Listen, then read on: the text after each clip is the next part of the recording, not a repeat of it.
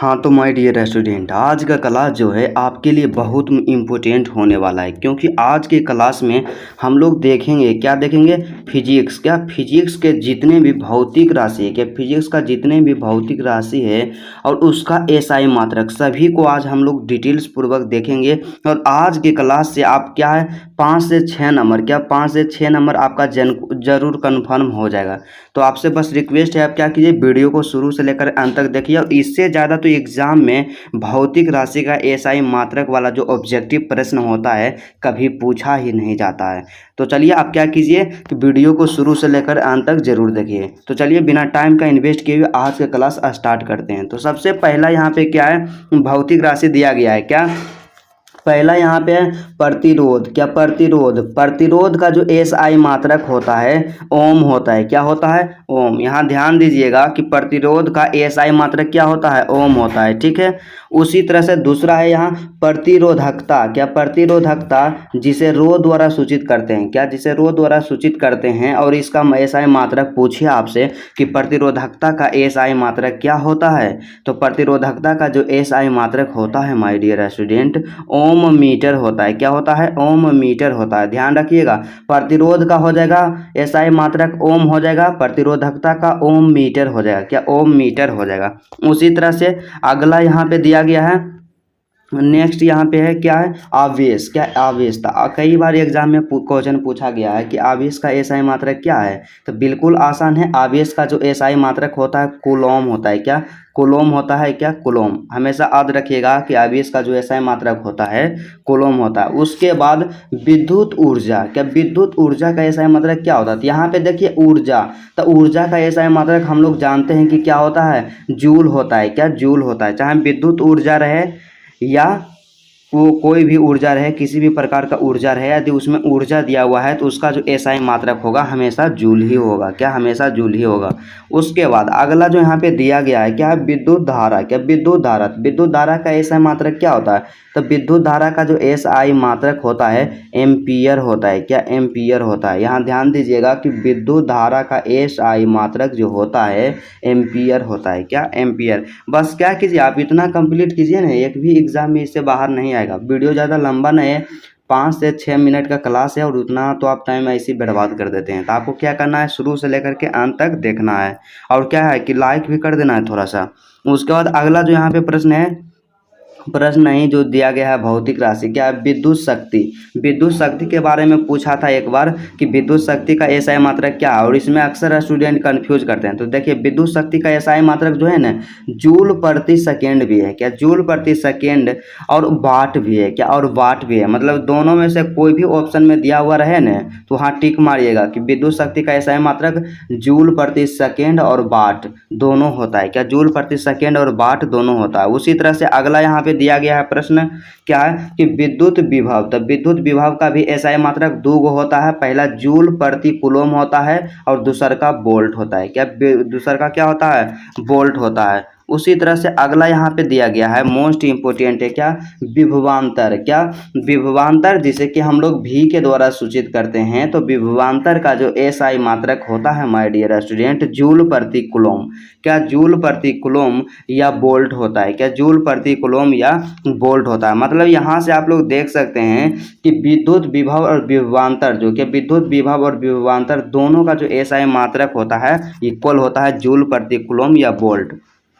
उसके बाद अगला जो यहाँ पे दिया गया है क्या है विद्युत धारिता जिसे कि हम लोग सी के द्वारा रिप्रेजेंट करते हैं। तो विद्युत धारिता का एसआई मात्रक क्या होता है। तो यहाँ पे देखिए धारिता आ गया। तो धारिता का जो एसआई मात्रक होता है फैराडे होता है। क्या फैराडे होता है। विद्युत धारिता है मतलब सीधा सा समझिए कि धारिता का जो एसआई मात्रक होता है फैराडे होता है और इसे हम लोग कैपिटल एफ के द्वारा सूचित करते हैं, ठीक है। उसी तरह से अगला यहाँ पे दिया गया है विद्युत क्षेत्र तीव्रता। तो विद्युत क्षेत्र तीव्रता का जो एसआई मात्रक होता है वोल्ट प्रति मीटर होता है। क्या वोल्ट प्रति मीटर होता है। उसके बाद कोणीय त्वरण। क्या कोणीय त्वरण। तो कोणीय त्वरण का जो एसआई मात्रक होता है रेडियन प्रति वर्ग सेकेंड, क्या रेडियन प्रति वर्ग सेकेंड। दाब का एसआई मात्रक होता है, क्या होता है, न्यूटन प्रति मीटर स्क्वायर, क्या न्यूटन प्रति वर्ग मीटर या मीटर स्क्वायर, आप दोनों में से कुछ भी बोल सकते हैं, लेकिन इसको आप याद रखिएगा कि दाब का जो एसआई मात्रक होता है न्यूटन प्रति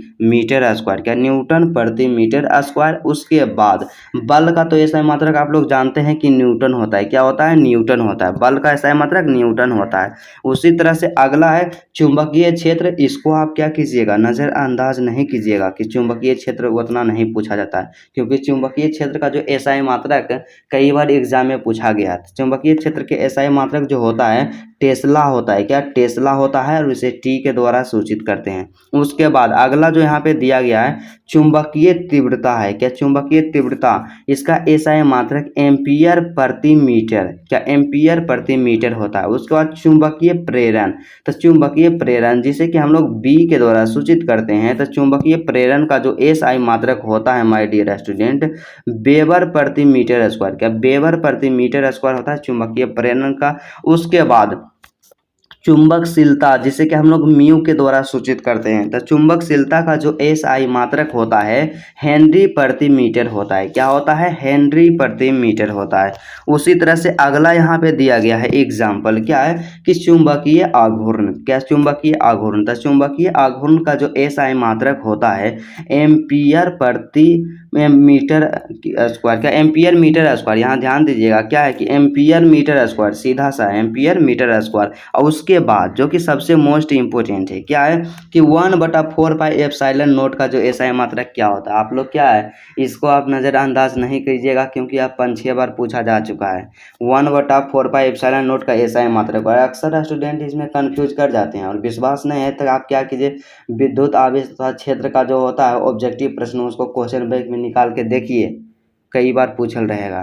तो ये 1/4πε0 का जो एसआई मात्रक होता है न्यूटन मीटर स्क्वायर प्रति कूलम स्क्वायर, क्या न्यूटन मीटर स्क्वायर प्रति कूलम स्क्वायर, या न्यूटन मीटर स्क्वायर कूलम के पावर -2, इस तरह से। मतलब सीधा सा आप याद रखिए ना कि 1/4πε0 जो है इसका एसआई मात्रक जो होता है न्यूटन मीटर स्क्वायर प्रति कूलम स्क्वायर, क्या न्यूटन मीटर स्क्वायर प्रति कूलम स्क्वायर। आप लोग क्या है एक चीज़ और आपसे रिक्वेस्ट करते हैं कि आपको किसी भी सब्जेक्ट में किसी भी तरह का प्रॉब्लम हो, समस्या हो, डाउट्स हो, तो आप क्या कीजिए बेहिचक कमेंट कीजिए, और उसका जो जवाब है, आंसर है, उत्तर है, वो क्या है 1 से 2 दिन में ज़रूर मिलेगा। आप एक बार ट्राई कर सकते हैं। उसके बाद अगला जो का एप्सिलॉन का मात्रक क्या है, यह भी मोस्ट इंपोर्टेंट है कि एप्सिलॉन का एसआई मात्रक क्या है।